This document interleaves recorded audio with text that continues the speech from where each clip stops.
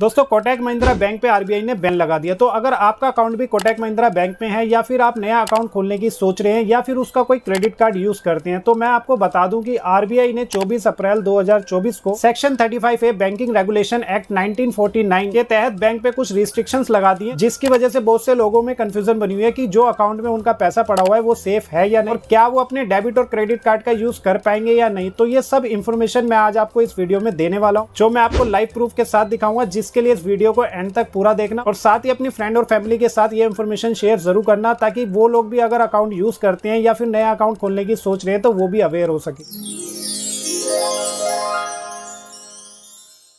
तो आप भी इस प्रेस रिलीज को आरबीआई की ऑफिशियल साइट पे जाके देख सकते हैं, जिसका डायरेक्ट लिंक नीचे आपको डिस्क्रिप्शन में मिल जाएगा, जहां इस सुपरवाइजरी एक्शन के बारे में पूरी डिटेल्स लिखी हुई है कि ये बैन क्यों किया गया, किस लिए किया गया और ये बैन कब तक हटाया जाएगा, जो मैं आपको हिंदी लैंग्वेज में एक एक करके एक्सप्लेन करने वाला हूँ। जैसा कि आप ऊपर देख सकते हैं कि सेक्शन 35A के तहत कोटक महिंद्रा बैंक अब ऑनलाइन या फिर मोबाइल ऐप से 24 अप्रैल 2024 से कोई भी नया अकाउंट नहीं खोल पाएगा। यानी कि कोई भी नया कस्टमर अपना सेविंग या करंट अकाउंट ओपन नहीं कर सकता, यहाँ तक कि नए क्रेडिट कार्ड इशू करने पे भी बैन लगा दिया गया है। और अगर किसी नए कस्टमर ने अभी हाल फिलहाल में कुछ भी अप्लाई किया हुआ, चाहे वो अकाउंट हो या क्रेडिट कार्ड, तो उन सभी एप्लीकेशन को होल्ड कर दिया जाएगा जब तक कि यह बैन नहीं हटाया जाता। और जो पुराने कस्टमर यानी कि एग्जिस्टिंग कस्टमर्स हैं, उनको घबराने की जरूरत नहीं है, क्योंकि वो अपने अकाउंट और क्रेडिट कार्ड का यूज नॉर्मली कर सकते हैं जैसे वो अभी तक करते आ रहे थे। तो अब जानते हैं कि आरबीआई ने ऐसा क्यों किया और ऐसी कौन सी पॉलिसी थी जिसकी वजह से आरबीआई ने इतना बड़ा एक्शन लिया। तो मैं आपको बता दूं कि यह एक्शन अचानक से नहीं हुआ, क्योंकि 2022 और 2023 में आईटी एग्जामिनेशन के दौरान बहुत सी कमियां देखने को मिली, जो आरबीआई की नजरों में काफी सीरियस इशू थे। जैसे कि मान लीजिए अगर हम अपना बैंक से कोई भी अकाउंट बैलेंस चेक करना चाहते, उस एप्लीकेशन को ओपन करते ही वो ऑटोमेटिकली क्रैश हो रही थी, जिसकी वजह से काफी ज्यादा प्रॉब्लम्स आ रही थी। और इसी तरह की आईटी सिस्टम से रिलेटेड काफी ज्यादा प्रॉब्लम्स देखने को मिली, जिसे आरबीआई बैंक के टॉप मैनेजमेंट के साथ पिछले 2 सालों से सोल्व करने की कोशिश कर रहा था, लेकिन बैंक ने उसे टाइम पे सोल्व नहीं किया या फिर आरबीआई उससे सेटिस्फाई नहीं था, जिसकी वजह से फाइनली आरबीआई ने ये एक्शन लिया। और बाकी के सीरियस कंसर्न और कौन कौन से थे उसके बारे में भी एक एक करके बात करते हैं, जिसे ध्यान से देखना ताकि आपका पैसा और डाटा दोनों सिक्योर रहे। तो सबसे पहले कमी मिली आईटी इन्वेंटरी मैनेजमेंट में, यानी कि बैंक द्वारा उपयोग किए जाने वाले सॉफ्टवेयर और हार्डवेयर को ठीक प्रकार से ट्रैक और मैनेज नहीं किया जा रहा था। ऐसे ही पैच एंड एक्सेस मैनेजमेंट, यानी कि कंप्यूटर सिस्टम को मजबूत बनाने के लिए टाइम टू टाइम अपडेट नहीं किया जा रहा था, जो आरबीआई के स्टैंडर्ड के अकॉर्डिंग होना चाहिए। और तीसरा और सबसे महत्वपूर्ण यूजर एक्सेस मैनेजमेंट में कमी, यानी कि कस्टमर की सेंसिटिव इंफॉर्मेशन को भी ठीक से कंट्रोल नहीं किया जा रहा था। और ऐसे ही वेंडर रिस्क मैनेजमेंट हो या फिर data security and data leak prevention strategy हो, यानी कि ग्राहकों की जानकारी की सुरक्षा के लिए कोई भी पर्याप्त प्रयास नहीं किया जा रहा था, जिससे कस्टमर का डाटा सिक्योर रहे और वो लीक ना हो। और ऐसे ही business continuity and disaster recovery, मतलब अगर बैंक का कोई सिस्टम खराब हो जाए तो उस सिचुएशन में क्या करना है उसका कोई भी प्रॉपर प्लान नहीं था। तो किसी भी बैंक को सुरक्षित और विश्वसनीय बनाए रखने के लिए ये बहुत ही महत्वपूर्ण पहलू है। और आरबीआई के अकॉर्डिंग कोटक महिंद्रा बैंक पिछले 2 सालों से इन सभी प्रॉब्लम को सोल्व नहीं कर पाया। इसके साथ बैंक में डिजिटल लेन देन के काफी ज्यादा ट्रांजेक्शन बढ़ती जा रही थी, जिसमें क्रेडिट कार्ड के ट्रांजेक्शन भी इंक्लूड है। नए अकाउंट की संख्या भी बढ़ती जा रही थी, जिसकी वजह से आईटी सिस्टम पे काफी ज्यादा लोड पड़ रहा था, जिसके अकॉर्डिंग बैंक का आईटी सिस्टम उतना मजबूत नहीं था। जिसको देखते हुए आरबीआई ने इमीडिएटली नए कस्टमर जोड़ने और नए क्रेडिट कार्ड इशू करने पे बैन लगा दिया। और जब तक बैंक की सभी computer system related problem solve नहीं होती, आरबीआई का यह बैन लगा रहेगा। और साथ ही आरबीआई ने यह भी कहा है कि किसी थर्ड पार्टी के द्वारा एक बैंक का ऑडिट करवाया जाए, जिसमें सभी प्रॉब्लम्स का पता लगाकर उसको सोल्व किया जा सके, जिसमें काफी ज्यादा टाइम लग सकता है। और जो लोगों ने नए अकाउंट ओपन करने के लिए या फिर क्रेडिट कार्ड इशू करने के लिए एप्लीकेशन सबमिट की थी, अभी उन सबको वेट करना पड़ेगा जब तक आरबीआई का नेक्स्ट अपडेट नहीं आ जाता। तो आई होप कि आपको इन्फॉर्मेशन अच्छी लगी होगी, और अगर आपको कोई भी क्वेरी या क्वेश्चन है तो नीचे कमेंट करके पूछ सकते, और फेसबुक और इंस्टाग्राम पे भी कांटेक्ट कर सकते हैं। और ज्यादा से ज्यादा इस इन्फॉर्मेशन को शेयर करना, और नेक्स्ट अपडेट के लिए और ऐसी इंफॉर्मेटिव वीडियो के लिए चैनल को सब्सक्राइब करने के साथ साथ बेल आइकन को ऑल पे प्रेस करना ना भूले।